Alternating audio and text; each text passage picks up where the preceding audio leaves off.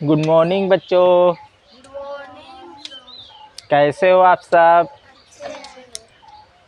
आज हम पढ़ेंगे बहुपद की घात बताना। क्या पढ़ेंगे? बहुपद की घात बताना। तो सबसे पहले देखो, जैसे दिया रहेगा तो उसमें घात देखेंगे। घात के बाद सबसे अधिक घात किसका है वही उस बहुपद की घात होगी। जैसे मान लो हमारे पास प्रश्न मिल जाए x² + 1, तो इसमें देखेंगे तो बहुपद की घात कितना होगा, तो इसका घात कितना 2 और इसका घात आंकिक मान रहेगा तो यहाँ पर शून्य रहेगा। घात क्या रहेगा? शून्य। तो इस बहुपद की घात कितना होगा? अधिकतम घात 2 है तो बहुपद की घात कितना मिल जाएगा? 2। बहुपद की घात 2। इसी तरीके से अगर मिल जाए हमें मिक्स एक्स वाई के फॉर्म में xy + x² y² + 2, तो इसमें अगर हम घात देखेंगे तो जो x और y है दोनों के घात को जोड़ कर देखेंगे तो इस पे क्या है 1 1, तो इसकी घात कितना 1 + 1, टोटल कितने आ जाएंगे। और इसका घात देखा जाए तब 2 + 2, टोटल कितना 4। और यहाँ पर आंकिक मान है तो इसका घात कितना मिलेगा। तो इस बहुपद की घात कितना होगा, तो सबसे बड़ा घात देखेंगे तो सबसे बड़ा घात कौन है 4, तो बहुपद की घात मिलेगा कितना, बहुपद की घात 4 मिलेगा। देखो क्वेश्चन दिया है निम्नांकित बहुपद के घातांक बताइए। तो सबसे पहले हम पहला प्रश्न में छाट लेंगे कि किस पद का कितना घात है। तो ये कैसा पद है ये बता सकते हो, चिन्हों की संख्या +1, तो इसमें कितने चिन्ह दिख रहे हैं 2, तो ये कैसा पद होगा 2 + 1 त्रिपदी व्यंजक। क्या होगा? त्रिपदी व्यंजक। तो इसमें इसका अगर घात देखें तो क्या होगा 3, और इसका घात देखा जाए तब, और केवल अंक रहेगा तो वहाँ पर घात कितना 0, इसका घात 0। तो अगर हम इस बहुपद की घात देखें तो बहुपद की घात बराबर क्या होता है, सबसे अधिक वाला घात ही बहुपद का घात होगा। तो इसमें सबसे अधिक कौन है 3, तो इस बहुपद की घात कितना आ जाएगा 3।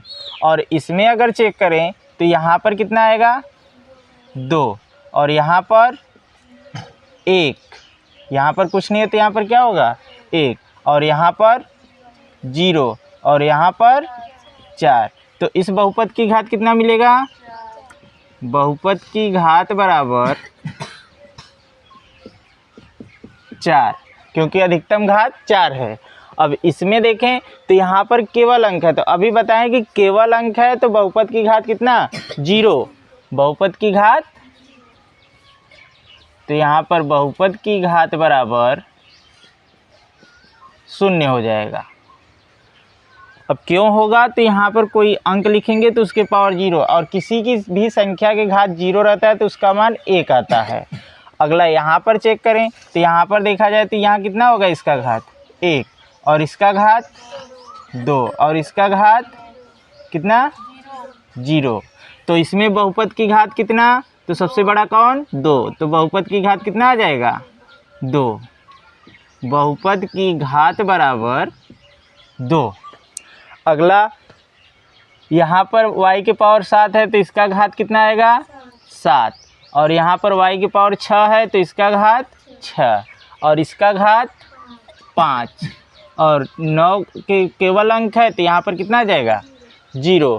तो यहाँ अगर हम बहुपद की घात लिखें तो सबसे बड़ा घात कौन होगा, तो बहुपद की घात बराबर कितना मिल जाएगा 7। अगला यहाँ पर केवल एक पद है और इसका घात कितना है 5, तो इसमें बहुपद की घात कितना मिलेगा 5, बहुपद की घात बराबर 5। अब यहाँ पर क्वेश्चन में लास्ट वाले में एक्स वाई मिक्स है, तो हम बताए थे कि एक्स वाई अगर मिक्स रहेगा तो दोनों के घात को जोड़ कर लिखेंगे। तो यहाँ पर घात कितना 3, और यहाँ पर घात तो देखें 2 + 2, टोटल कितने हो जाएंगे 4, और यहाँ पर 2, और यहाँ पर 0। तो इसमें सबसे बड़ा कौन 4, तो बहुपद की घात कितना, हाँ बहुपद की घात 4 आएगा। समझ में आया? देखो अगला जो प्रश्न है भाग कीजिए, तो इसमें भाग देने का यही तरीका होता है कि पहला अंक हमेशा कटना चाहिए भाग देने पर। जैसे हम इसको अगर भाग के प्रारूप में लिखें तो यहाँ का लिखेंगे 9z⁵ plus 12z⁴ minus 6z²। फिर भाग का साइन लगाएंगे, फिर कितने से भाग देना है 3z² से। तो हमेशा ऐसा लिखेंगे कि पहला टर्म कटना चाहिए। तो पहला पद यहाँ पर कितना है 9z⁵ और हमें भाग कितने से देना है 3z² से।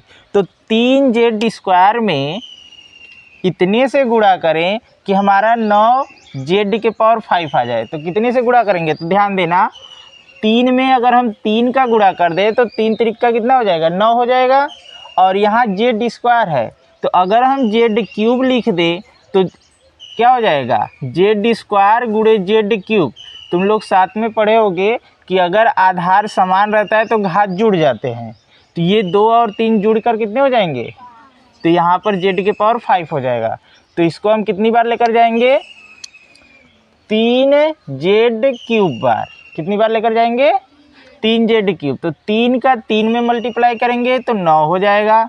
z² का z³ में मल्टीप्लाई करेंगे तो 2 और 3 टोटल ऐड होकर कितने हो जाएंगे 5। तो यहाँ पर z⁵ और यहाँ पर देखा जाता है कि साइन अगर माइनस का है तो यहाँ हम प्लस का साइन लगाएंगे, और अगर प्लस का है तो माइनस का। तो यहाँ पर कुछ नहीं है, मतलब प्लस है तो यहाँ साइन किसका हो जाएगा माइनस का।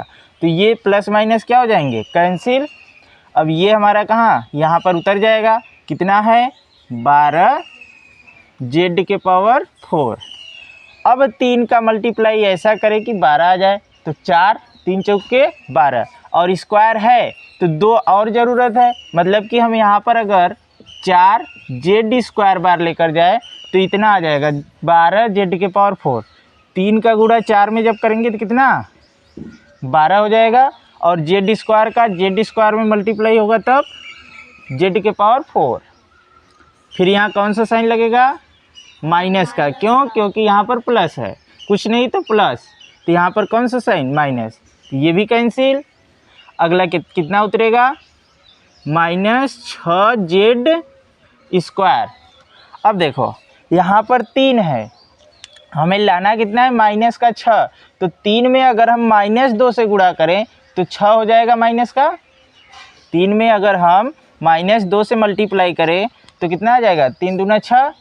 और z² ही लाना है, तो मतलब कि अगर हम 3z² में -2 से गुणा करें तो 2 तियाँ 6, और z² माइनस का हो जाएगा। प्लस माइनस का गुणा माइनस होता है, तो ये चीज़ आ जाएगा कितनी बार में आ रहा है -2 बार में।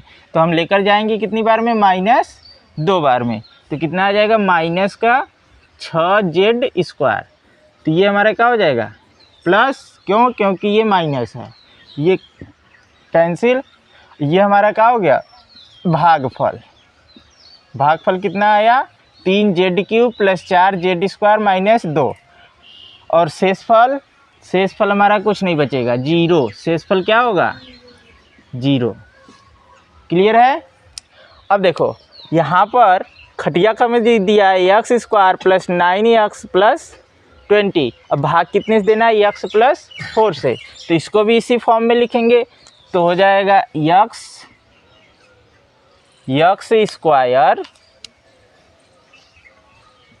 Plus 9x plus 20। अब भाग कितने से देना है x प्लस 4 से।